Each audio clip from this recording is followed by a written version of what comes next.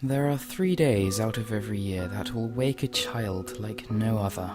Their birthday, Christmas, and the first day of summer. Because for each, the possibilities are simply endless. Today was Todd's first day of summer. The sun was up and the clouds had receded to indulge a baby blue sky. He couldn't have asked for a better day. Todd hopped out of bed and dressed with a speed that only a 14-year-old could achieve. And just like that, he was halfway down the stairway, skipping steps loudly as he made his way to the kitchen. Skidding to a stop right beside the doorway, he poked his head around to catch a look at his parents. And there, just like every day, were Mum and Dad. As I'm sure you're aware, adults possess a strange habit called repetition. Every morning at exactly 4:45, his parents wake up. Following their lavatorial duties, they make their way to the kitchen and begin the next leg of their mundane morning. His mother sets the table, makes breakfast, and pours her husband a coffee.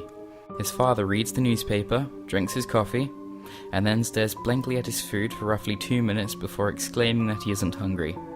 Every single day. Now, Todd usually follows a routine of sorts, but that had ended yesterday. The rest was now up to him. "Todd, breakfast is ready, sweetie. Come downstairs." How his mother had failed to hear him bounding down the stairs just before will elude us. "I'm right here, Mum," Todd exclaimed as he came around the corner into the kitchen. "Okay, just make sure to wash your hands first, honey." "But I just woke up. They aren't dirty."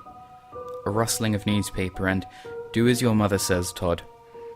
So Todd sulked to the sink, and as you can imagine, rinsed his hands in cold water for about 3 seconds. He finished breakfast, polished off his orange juice, and began to make his way out of the kitchen, poised to take on everything the day had to offer. Todd felt well equipped for anything. "Todd, your father and I are having the O'Briens over tonight. Could you be a dear and find Grandma's dinner set in the basement? It should be labelled Grandma's dinner set." Reluctant to do so, Todd sauntered towards the basement door. When it comes to performing tasks we'd rather just avoid, 2 clear options become available. Either feign defiance and not do it, or charge head first and simply get it over with. Standing at the top of the stairs, Todd felt a bemused mixture of the two. Todd's basement was not one of those clean and inviting sorts of basements. The kind that many renovate and turn into a guest room or play area for their kids. No. Todd's basement was dank, dark, and altogether unwelcoming. A half-patched window allowed the only ray of daylight into the dim room. Mainly used for storage, the concrete floor was littered with boxes and stacks, piles and heaps, memories upon memories unknown to Todd. Basements are their own kind of graveyard. Oftentimes when searching aimlessly for something you need, you'll stumble upon other miscellaneous trinkets. It's rare to come across what you were originally looking for. While searching for the box labelled Grandma's dinner set, Todd stumbled upon something he had never seen before in their basement. A door. Just a simple wooden door, and that's all it was. To Todd, it seemed off somehow, but he couldn't place just what. He was usually very perceptive, and this was throwing him a curveball. There are doors everywhere. Just because he'd never noticed this door before now didn't set it apart from any other. Yet the longer he stared at it, the more perplexing it became. Not the door itself, but where it was. Tucked into the back corner, next to the crook in the walls, just a few feet to the right and below the patched window. That's what didn't make sense. Because of the window. Because of the wall it was built into. And because it probably led outside, or straight into dirt and earth. Just as Todd had never seen this door, he knew they did not have a basement door from their backyard. They didn't even have a bulkhead. That's where the door had to lead. Out of impulse, Todd walked straight for the door and grabbed the knob. It was cold. He barely noticed its ice-cold kiss through his pumping adrenaline. As his heart raced and his energy flew, Todd braced himself and pulled the door open, expecting himself and the basement to be flooded with daylight or dirt. But there was no light. Standing just within the doorway Todd couldn't see a thing through the pitch black. He saw only darkness, true darkness, the kind that keeps small children awake in their beds at night, the kind that follows you everywhere and rests, waiting for the moment you close your eyes and relinquish yourself to it. Todd shuddered, either from fear or the sudden chill that permeated from the darkness. In an instant, he slammed the door shut, ran up the stairs, down the hallway, out the front door and into the yard.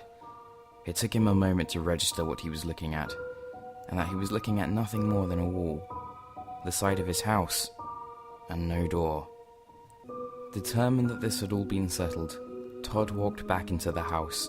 Now that the mystery had been solved and there was clearly no door, he could locate Grandma's dinner set and get on with his day. Taking the steps one at a time, pondering exactly what he would do once this was over, Todd had just reached the basement landing when he froze. The door was still there, and it stood wide open in a sinisterly inviting sort of way. He was certain he'd slammed the door shut. As humans, we have the capacity to make mistakes. It's what we do. We are innately creatures of curiosity. A perfect example lies in last week's takeout. Your roommate wants to know if it's still any good, so he takes a chance and smells it, and is immediately assaulted with the pungent scent of turned food. Now, the initial odour is enough to warn any sensible person that their food has gone bad, but does that stop him from slowly putting his face back into the leftovers for a second whiff? No, of course not. And so, just like that, Todd decided to take a second whiff of the leftovers before him, already knowing that it had turned. So, he stuck his head inside the doorway. Todd immediately noticed, from what he could make out, that the stairs led quite a ways down, closed in on either side by stone and earth. The steps went down and down and down. Having taken an unnecessary second whiff of the leftovers, Todd still isn't positive the food has turned yet, deciding this time it would be best to take a bite of the situation. Todd began his descent down the stairway. One step at a time, Todd moved downward. A quick pause to turn around, and he could see the door above him, not even 10 feet away. But it was growing darker the further he moved. He wasn't sure why he kept walking. In fact, he wasn't sure of this at all. Todd knew most things are the way they are. From an early age, he was exceptionally perceptive, and could figure most things out through observation, a trait that certainly helped him in school and in life. But this made the least bit of sense. None of this could be here. He couldn't really be walking down stairs that weren't here, but there he was nonetheless. So he kept walking, hoping that each new step might bring forth some sort of explanation. But only silence and his light footfalls gave answer to his questions. He turned around once more, and now the door floated roughly 40 feet above him, and it was growing much darker. In front of him, the black continued. It began to envelop him, the faint light from the doorway fading as he progressed. Unsure if now would be the best time to turn around and forget this ever happened, Todd heard something ahead of him. It was the sound of a falling pebble. Dipping once again into curiosity's fickle hands, Todd continued towards the noise. After a time, his eyes began to adjust to the darkness around him. What once seemed a stone wall surrounding both sides of the stairs was now a cave-like tunnel. The further on he went, the walls fell back to create, around the stairs, a cavern so wide he lost sight of its walls. From the ceiling hung stalactites of all sizes, jutting out here and there, even along the walls. The cave held a sort of dismal beauty that paired well with the silence and stillness of its immensity. Todd sat, bewildered, and ingested his surroundings. Todd spent a great deal of time sitting on the steps. How much exactly, he wasn't sure. Time seems to stand still in dark places, where light and life exist only ever so slightly. He was feeling hazy, almost tired, when once more Todd heard the faint sound of a pebble falling, somewhere close and up ahead. He looked up, and in a state of wonder, fixed his gaze upon something equally terrible and wonderful. The stalactites Todd had seen earlier, that covered the ceiling and walls, were not. Like something out of a nightmare, hundreds of empty eyes had bored down on Todd.